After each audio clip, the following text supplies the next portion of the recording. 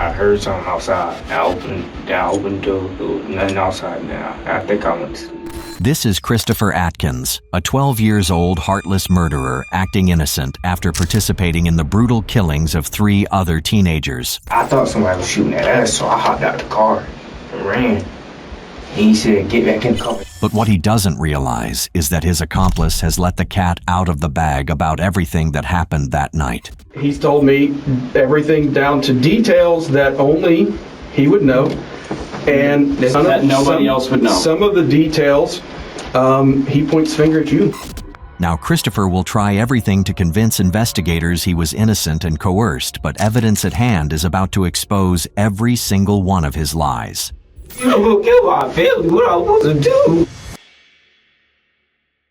At approximately 8 p.m. on March 30th, 2023, law enforcement in Ocklawaha, Marion County, Florida, responded to a frantic 911 call about a person lying in the middle of Southeast 183rd Avenue Road. First responders found 16-year-old Layla Silvernail suffering from a gunshot wound to the head. Over the next 48 hours, the scene would expand into a triple homicide. 2 more victims were discovered nearby, 17-year-old Michael Hodo Jr. and 16-year-old Camille Quarles, whose bodies had been discarded in a dumpster and a car trunk. The 3 were friends who had been lured to the area under the guise of a social hangout. Investigators quickly zeroed in on a trio of suspects, including 17-year-old Robert Robinson and 12-year-old Christopher Atkins, a boy who looked like he belonged in a middle school classroom. Detectives recovered a 9mm handgun and digital footprints linking the group to local gang activity. When questioned,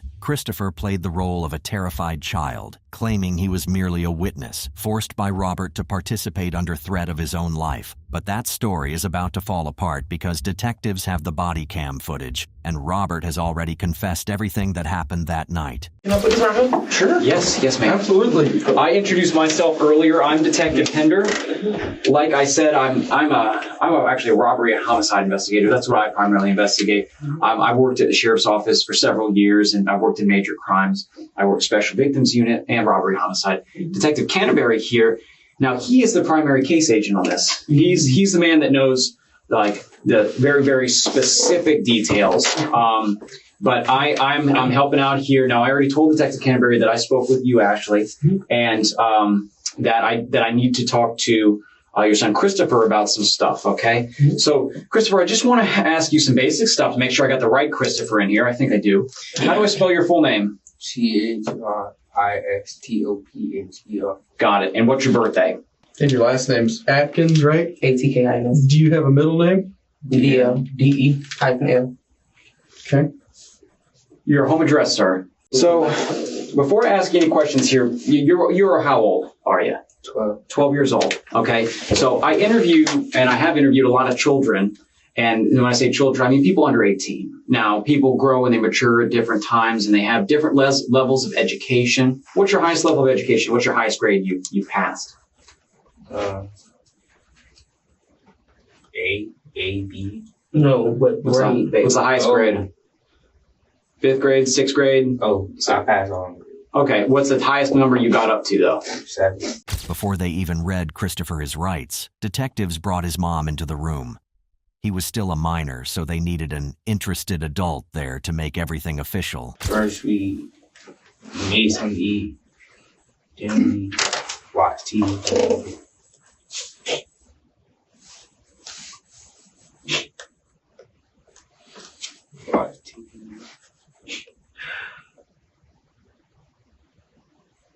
And we tried to see if the game worked, but my controller wasn't working. Sure. So, yeah. Okay. And I think he went to sleep. Okay. About what time did he think he went to sleep, brother? I don't have nothing to watch the time. No time, okay. So no phone to look at the clock and see what time it is. Okay. What happened after KJ went to bed? And I went to sleep for a little bit, and I heard something outside. I opened the door. There was nothing outside now. I think I went to sleep. think I went to sleep. Christopher makes a big point of claiming he was home relaxing the night the incident happened. But detectives have been dealing with people like him for years. His rehearsed story isn't fooling anyone. The evidence from the crime scene and Robert's confession will prove he was there and actively participated. He knocked on the window. He said, come on, we finna go see some girls or something. Then we went out. And this girl and the boy picked us up. I don't know who it was. This girl and this boy. Describe to me what they look like. It was, I think, a white girl and a white boy. Okay. And what did they pick you up in? It was a white car. Okay. Then what happened? And then somebody came in the car. I don't know his name. It was like somebody in all black. He had something. And then he said we finna go see some girls. Then they was on the phone or something. And they was whispering in each other's ear. And we hit like a turn or something. Who was whispering with who? I don't know. Reaper was whispering with this? With somebody. I don't know Okay. who his name was. But then we got it. It was like a turn. Uh-huh. And like we got in a turn with a dirt road. And like all I seen was the other person on the other side raised the gun. Mm-hmm. He shot and he shot the other person. And I took off and out the car, but then he told me to get in. So Christopher obviously knows that lying to police during a triple homicide investigation is the worst possible move. And yet, that's exactly what he's doing. Rather than cooperating and telling the actual truth about how everything went south, he's cutting through corners and omitting key details. What he didn't know was that every word out of his mouth was about to be proven false. So Rob comes over, he knocks on your window, he says, let's go see some girls. You go out there and you said you see a white car and there's, you said there was a white guy. What's the skin color of the girl? White. Okay, a white guy and a white girl. Mm-hmm. I'm a visual guy. Look, me, Detective Pender, I just drew a square. And here's the steering wheel. And here's one seat, here's one seat. Does the thing got a back seat? Some cars don't got back seats. Yeah, he got it back. Okay, got it. Can you mark where the white guy is? What you mean white? Where was he at in the car? You said there was a white guy? Put WG so I know it's a white guy there. All right, so the white guy is, oh, thanks, he's in the passenger seat. And where's the white girl? All right, so she's in the driver's seat. And put a C for your name where you're sitting at. Okay, and then you said that Reaper was in the car. Where's he sitting at? So Reaper's in the middle, and then you said there was a guy wearing all black. Can you draw an X where he's sitting? He got in. Got it. Mm-hmm. So you're saying that this guy wearing all black gets in, and then you told me that somebody was looking at their phones or something. Who's looking at their phones? You said they were The guy on that side. this guy. And then you said that the vehicle made a turn, and then you said this guy right here, he talked to me again about, did you say something about a gunshot? No, like he raised the gun at the white guy and then he shot. So the guy that you marked as an X, he raised the gun at the white guy and you said he shot it? And then what happened after he did that? And the other guy, and he shot the white The white girl. Okay. Did he use one gun or two guns or? one, I think. Describe to me what this gun looked like. It was like a gun it was a weird looking gun. Notice how Christopher maintained his childish innocence throughout. This isn't someone who stumbled into the wrong situation. This is a performance built on the assumption that no one would question a 12-year-old too hard. Let's start at the color. What color was the gun? Black. Okay. So he had a black gun. And he shot the white guy and then he shot the white girl. I think so, yeah. Tell me about what you heard before that happened. Were people talking? Well, No, it was just like the car, like we was listening to loud music, and like the car turned down and we turned down. All I heard was pounding. Like I thought somebody was shooting at us, so I hopped out the car and ran. And he said, "Get back in the car." And I seen him pulling out somebody. So what happened after? Now, you said the car was turning. So was the car driving whenever they got shot? No, it was just like it stopped and then like it kept going. Like when I hopped out the car, it kept going Where did the car keep going when it kept going? like to a dumpster. Okay, it hit a dumpster. Okay, and then you said you hopped out, but then I heard you say something about get back in or something. Did I hear that right? You said get back in. Tell me all about that and be specific. Describe what the X-man here that I remarked. What did he say to you? Get back in. Okay, and how does this person look? I know you said he's wearing dark colored clothes, right? I heard you say a that. ski mask on too. He had a ski mask, a jacket, and Can I cut in, Danny? Yeah. Issues. So, this is very good. I appreciate your honesty. Think about it like this. If you're scared to say this person's name, that the person you marked as X, who's wearing all black and a ski mask, did this person say anything to you? Because I don't. When he told me to get in the car, he just said get in the car. Now we are getting to the heart of Christopher's story. He thought he was going to meet some girls, then watched a masked man shoot Michael and Layla, panicked, and ran. He wants detectives to believe he was terrified, but here's the problem. He got back in the car. Scared people don't do that. The person you marked as X, who's wearing all black and a ski mask, did this person say anything to you? Because I don't. When he told me to get in the car, he just said get in the car.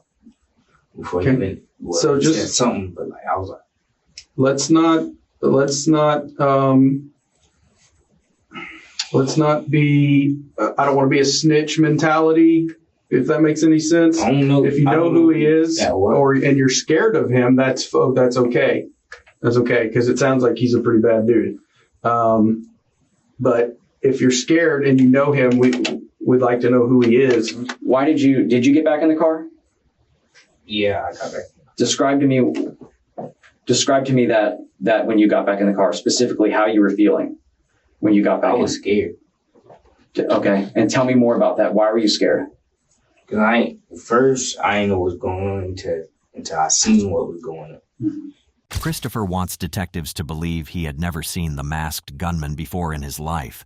That story wouldn't even hold up with his middle school classmates. Oh, where does he go when you get back in the car? He went to the front seat. All right, so now he's the Front driver. driver's seat. Got it. And was anybody sitting up front in the passenger seat? Mm-hmm. I forgot. What is Rob doing during all this? He was sitting in the back seat. What's he saying? Like he was like, oh shit. He was like, go. You say, oh, what?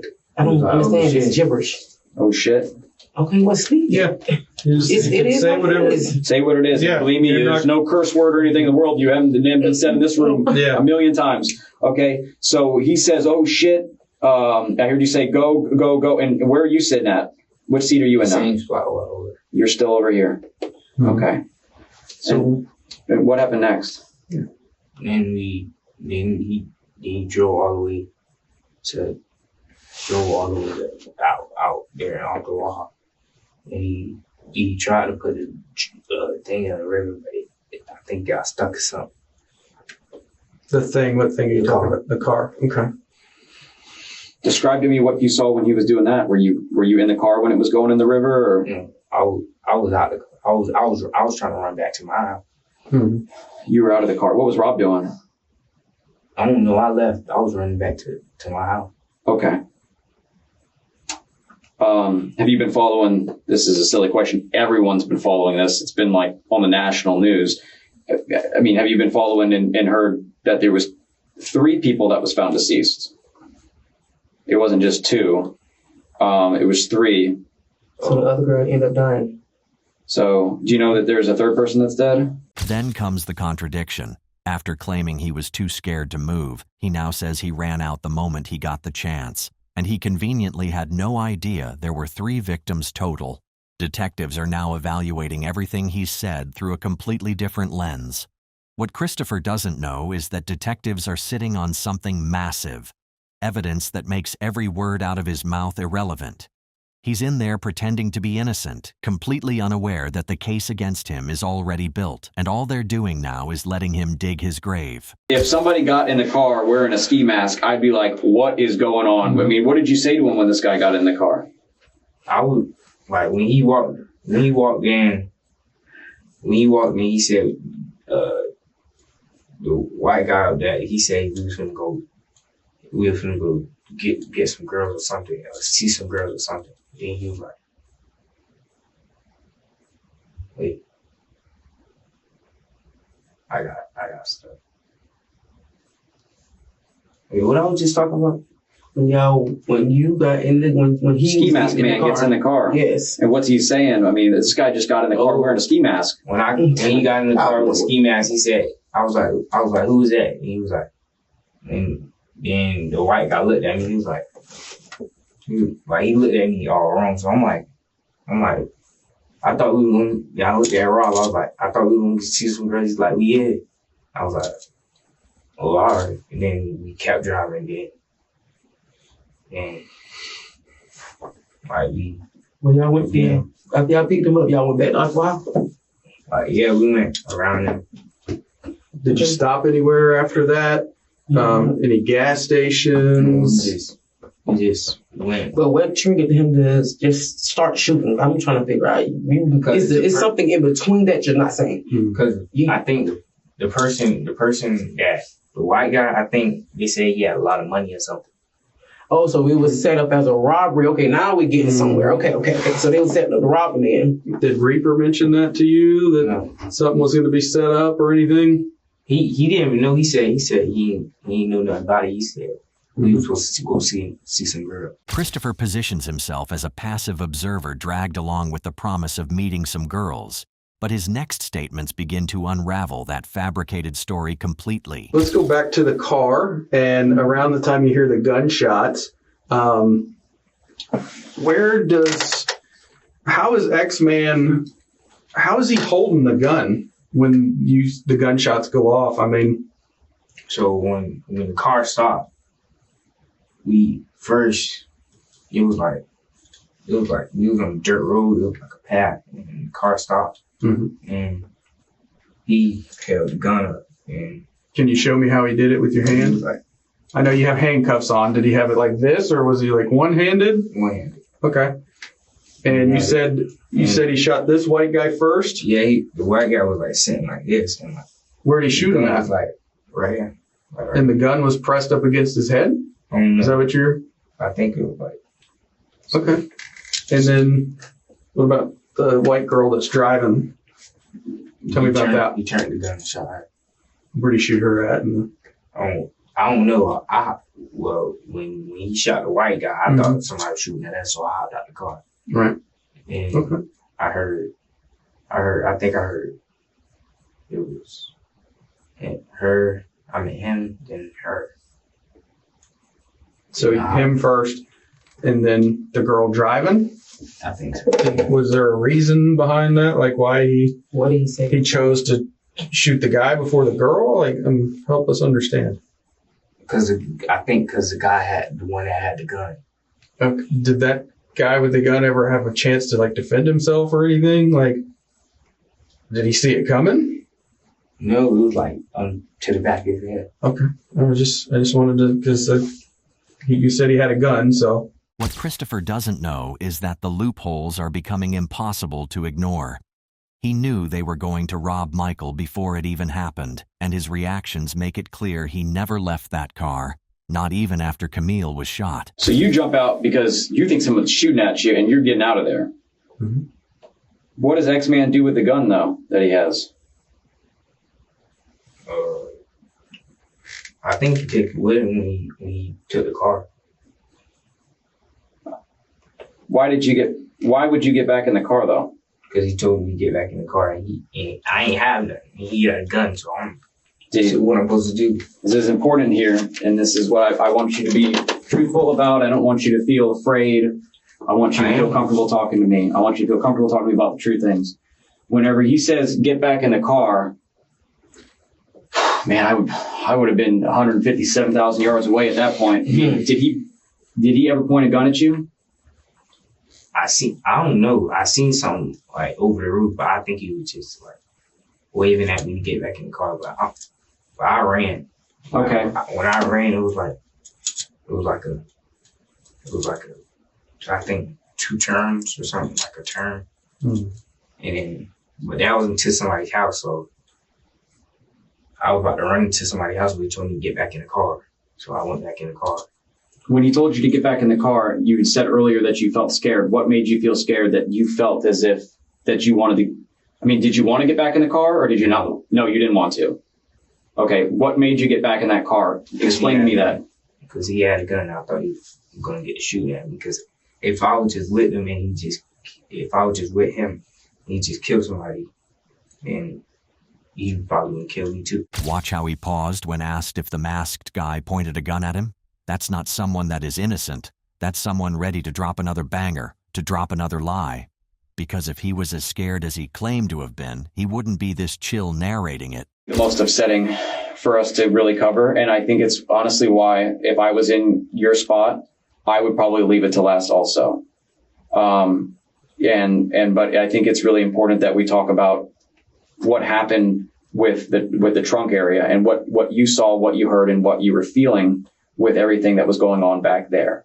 Now, I know Rob's in the car, and you told me about what he said. Oh, shit. That tells me that he is surprised. Mm-hmm. Go. He doesn't, it sounds like we talked about who has guns in the car. White guy and X-Man. Okay. So you and Rob, you guys don't have any guns. I don't know if he had a gun, but I did. Got it. You didn't. You don't know Robin doesn't, but you know that X-Man does, and you got back in the car. You told us in your own words that you felt scared, okay?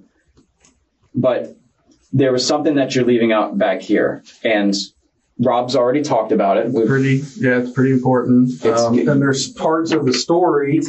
I know you're being pretty honest with you, but you're leaving these gaps. Like you're giving us this, and then there's something you're not saying, and then you're getting to another part when we kind of already know the answer to the question. Reaper, I can't reiterate what he's told us. Let's talk about the trunk of that car.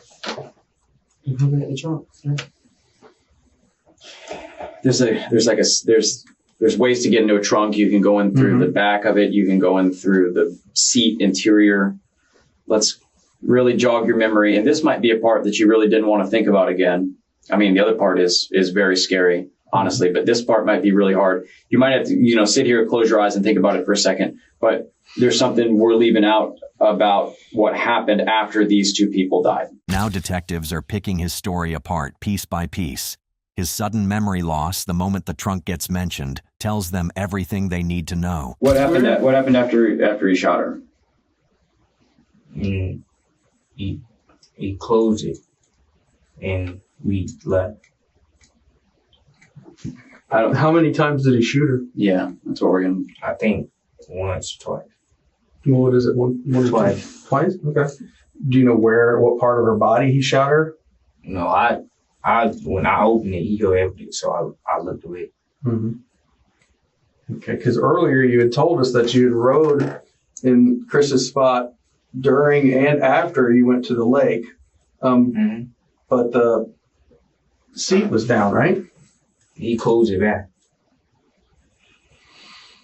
Did he though? I don't think he did. I think the seat stayed open the whole time because even when the darn thing went in the darn lake. When we found it. So where were you in the car? The seat was open. Seat was open when we found it. I was sitting right there and the seat was closed. Mm-hmm. When did it get opened again? I don't know, because when I hopped out the car, the seat was open. I mean, closed. Mm-hmm. Did somebody open it again? Probably. I didn't go back to the car when he was about to drive in the leak. Mm-hmm. I jumped out and ran and tried to run back to my house. And maybe we'll circle back to the trunk in a minute. Let's talk about the clothes you were wearing and everything after all this bad stuff that happened. Yep. You said you ran back to your house. Describe to me the clothes that you were wearing that night when all these bad things happened. What happened to them? They wanted us to burn. Who wanted you to burn him? Reaper. Reaper wanted him burnt? Okay. Describe to me that conversation, where he told you that at, tell me all the facts about that conversation when he told you that. He said, give me the clothes you're wearing. You're going to burn. Notice how his story changed from being an observer to actually confessing to opening the trunk? The truth is that he is not only an accomplice to this horrible crime, he was part of the plan from the beginning. What happened after he shot her? He closed it and we left. How many times did he shoot her? Yeah, that's what we're going to... I think once or twice. What is it? One Twice. Twice? Okay. Do you know what part of her body he shot her? No, I when I opened it, he opened it, so I looked away. Mm-hmm. Okay, because earlier you had told us that you had rode in Chris's spot during and after you went to the lake, but the seat was down, right? He closed it back. Did he though? I don't think he did. I think the seat stayed open the whole time because even when the darn thing went in the darn lake. When we found it. So where were you in the car? The seat was open. Seat was open when we found it. I was sitting right there and the seat was closed. Mm-hmm. When did it get opened again? I don't know, because when I hopped out the car, the seat was open. Closed. Mm-hmm. Did somebody open it again? Probably. I didn't go back to the car when he was about to drive in the lake. Mm-hmm. I jumped out and ran and tried to run back to my house. And maybe we'll circle back to the trunk in a minute. Let's talk about the clothes you were wearing and everything after all this bad stuff that happened. Yep. You said you ran back to your house. Describe to me the clothes that you were wearing that night when all these bad things happened. What happened to them? They wanted us to burn. Who wanted you to burn them? Reaper. Reaper wanted him burnt? Okay. Describe to me that conversation, where he told you that at, tell me all the facts about that conversation when he told you that. He said, give me the clothes you're wearing. You're going to burn. Christopher's golden phrase hasn't changed. I jumped out and ran. But now he's also admitting he handed his clothes over to be burned. You don't destroy evidence if you're innocent. Where did he ask this at? Were you at your house? When in proximity to you said you're at the lake and then you get out of the car? I was at my house and then it was the next day. The next day. Okay, so now it's Friday and Reaper says, give me your clothes. He's going to burn them? You said we. Is it Reaper and what's going on there? What you mean we? Did you say we are going to burn them? I might have misheard you. No, I said he was going to burn them. Thanks for correcting me. If I say something wrong, make sure you always correct me because I don't want to get it wrong. So he was going to burn them. Did you actually give him your clothes? Yeah. You did? What clothes were you wearing? I was wearing it was some white joggers. I think it was like white with black specks, I think. Okay. Now, did you have something on him? Did you have blood or something on him? No. Are you sure? I don't think so. Christopher claims he went straight home, yet somehow he was handing over clothes to be burned to Robert and throwing blood-stained shoes in the bush. There is no version of that night where he walks away clean. We processed that car front to back, top to bottom, bottom to top 3 times. 3 days worth of actual forensic work, several forensic people. I don't think you could have sat anywhere in that car and not got blood on you. I think it was something on my shoe, but I don't think about none of my shoes. What happened to your shoe? I think my shoe was... No, he's saying what happened to them. Yeah, where are your shoes at right now that had the blood on them? He told me to throw them in the bushes. So I was running in my house and I had socks on.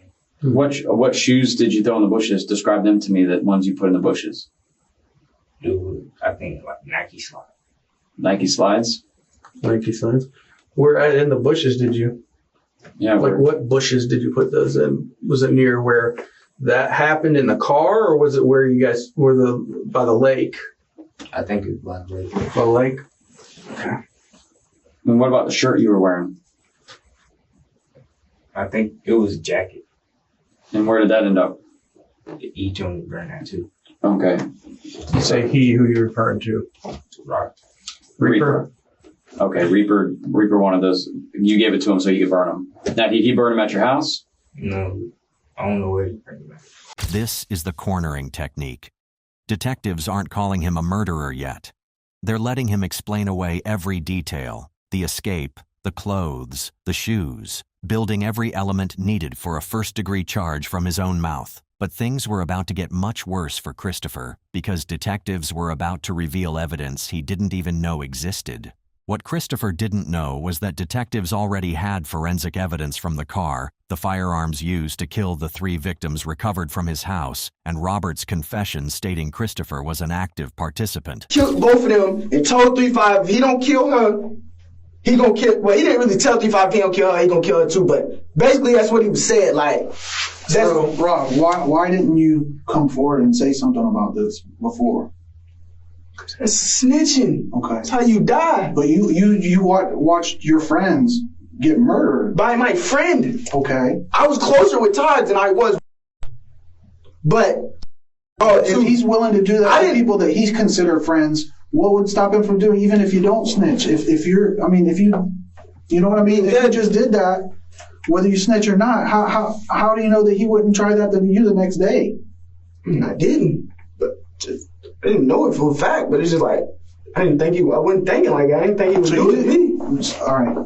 I didn't think you got locked up the next day, so you had a chance to come and finish it off. So tell me, where is 3-5 standing at? You said the back seat was pulled down, the girl's in the back seat. Where's 3-5 standing at? Is he was outside the car. Look, okay. After Todd shot the girls, first Todd shot Layla. When he shot Layla, I got out the car because the blood started dripping. I ain't wanted to get on me. Mm-hmm. So after he shot Sosa, his head was like it. I got out the car. He was like, stop the car, pull Layla out the car. I was like, no, I'm not touching her. He's like, pull Layla out the car. I'm like, I'm not touching her. So he ran around, he pulled Layla out the car himself. Boom. He got in there. 3-5 was on the other side where with the door open, act like he had already shot the girl by then, by the time he pulled Layla out the car. Mm-hmm. He was on the other side with the door open, and he shot the girl in the head because she wasn't all the way dead. And he was standing outside.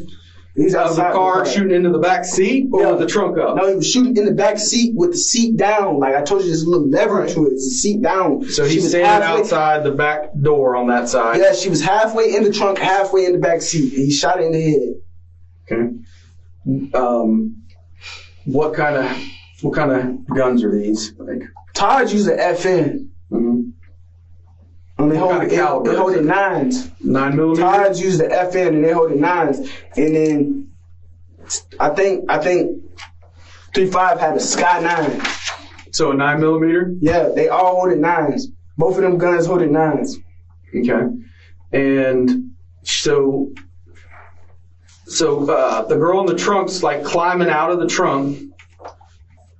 Is that what you said, right? Yeah, like she was crawling, not really climbing, but she was crawling. She had got shot, so she was crawling out. You're grabbing where did she get shot at? I don't know. I'm gonna be honest. I don't know because the way I didn't see 3-5 shoot her the first time. I only seen her shoot her the second time, but I heard her shoot her the first because I was not. Man, like describe. To I seen Todd kill both of them. That I seen Todd kill both of them. Boom, boom. I get out the car. Then Todd get out the car right after me because he was in the middle. So I had to get out the car for him to even get out. So I get out the car, then he get out. 3-5 drops the seat, and I heard boom. So I heard the boom. Mm-hmm. And then she's crawling out. She started crawling out. Then I look over, boom, and he shot again. How close was he to her when he shot? I don't know. He wasn't that far though. He was right outside the door. Okay. Did he have his arm extended like this, or like? What type of details is these? I don't know all of that. Like he shot it like that. You said you saw her Not a bystander, Robert's confession removes any remaining doubt. Christopher knew who the masked man was. He shot Camille. And when he noticed she wasn't dead, he shot her a second time. No lawyer, no excuse, no alternative theory survives what we just heard. Do you own any firearms, ma'am? Does anyone in your home own a firearm? Okay, because I'm pretty sure they found 1 or 2 firearms in the house. And I'm sure you guys have watched CSI, right? We can take a firearm, we can shoot it. That round that you shoot, we can take, we can put it into a computer and tell you who got can actually compare it to other fired casings, like the shell from the bullet. How?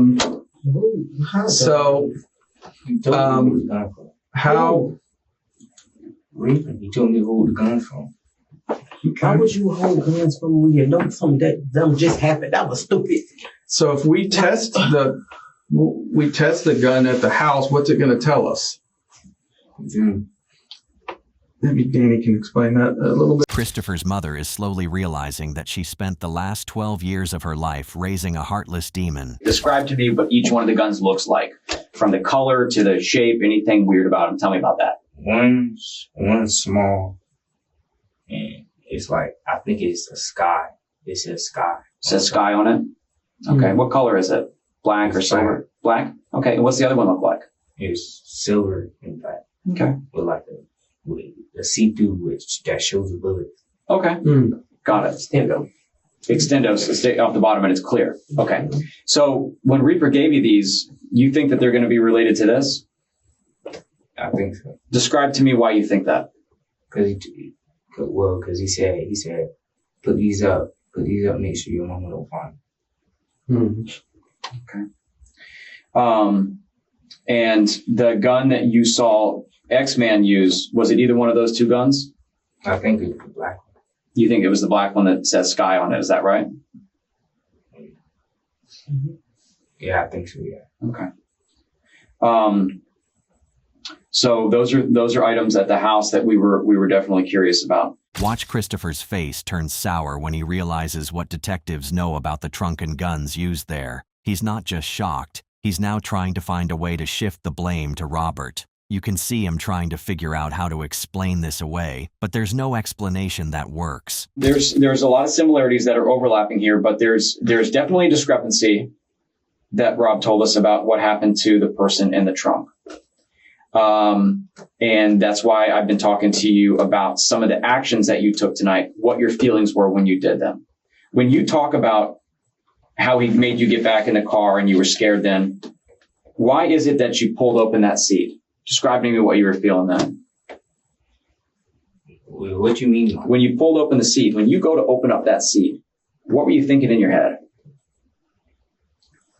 Like, what am I going to do? I don't know. I was confused. You were confused? Okay. I don't want to put words in your mouth or anything like that, but were you in fear or anything like that whenever you go to open a seat? Like, when I open a seat? Am I scared? Yeah. I'm not scared, dude. Okay, you were just confused. That's fine. So you pull open the seat, you're just confused, you don't know why you're pulling open the seat. And then you said you looked in there and you saw luggage and then some hair. Describe to me what you thought and felt then when that happened. I was like, I was thinking like there was a person back there. Did this person say something? Describe to me what you heard whenever you opened that seat up. What noises? All I heard was somebody tell me to watch out, and then I heard a gunshot. 2 gunshots. Watch out, and then you heard 2 gunshots. Okay. And the reason I brought up trajectory and things like that is I just want to make sure that we're being 100% truthful regarding who shot that gun and what was going on there. Okay. Did you shoot any guns that night?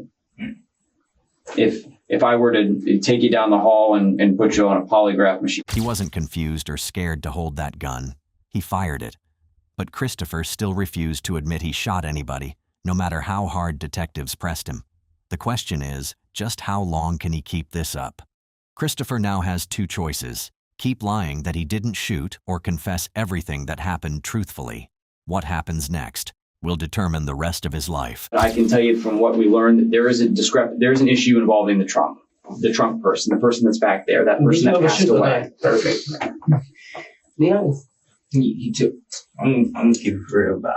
Tell It's us. Tell us. just, be honest, baby. It's okay. Because you're gonna feel so much better. You're gonna feel so much better. You're gonna feel so much better once you talk about what What's wrong? it's. What's say it. Just say it. He said, if I ain't do it, you gonna kill everybody I know. So tell us what you What did. the fuck? He said you gonna kill everybody I know. Yeah. Who made you do it? Who is it? Rob. Rob made you do it? Yeah. He said he gonna kill everybody you know. Well, who is the X-Man? I don't know who that is. Be honest with us, Chris. I think you know who it is, and I think you're scared of He this might guy. not know because we haven't been out there that long to even know, some of these people. Rob might know. I know he's very close to Rob, and everything we've learned from Rob is that. But he Chris, don't. The only people that I've ever seen at my house is that Rob and his brother. Mm-hmm. Other than that, I have, and then the two girls that supposed to be dead. They done came to my house before. So it's okay. let's rewind here. Yeah. So let's rewind here. He said that he was going to kill everybody you know, and you did fire a gun. Tell me about what you did. I think I shot the gun. Christopher Atkins eventually broke, but only partially.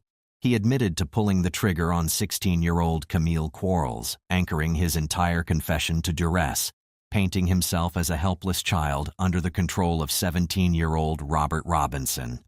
He admitted to the what, but lied about the why. What he failed to mention was that digital evidence showed him posing with the murder weapons and flashing gang signs in the hours surrounding the killings. He was arrested immediately and charged with 3 counts of first-degree murder, as an adult at 12 years old. His public defender filed multiple motions to move the case to juvenile court, but given the gang-related nature of the executions, every motion was denied. In April 2025, Christopher accepted a plea deal, agreeing to plead guilty in exchange for his testimony against Robert Robinson and Taj Bruton. During Robinson's trial, the now 14-year-old Christopher took the stand and detailed how the group lured Michael, Camille, and Layla to their deaths. On May 22, 2025, Robinson was found guilty on all counts. On July 15, 2025, Christopher was sentenced to 40 years in state prison. Robert Robinson received life without the possibility of parole. Christopher is currently housed in a youthful offender facility within the Florida Department of Corrections. He got the street credit he was willing to kill for, and it cost him 4 decades of his life. Layla, Michael, and Camille were looking for friendship and found boys who valued gang validation over human life. If you found this video informative, make sure to hit the subscribe button and like this video. Let me know in the comments what case you'd like to see covered next.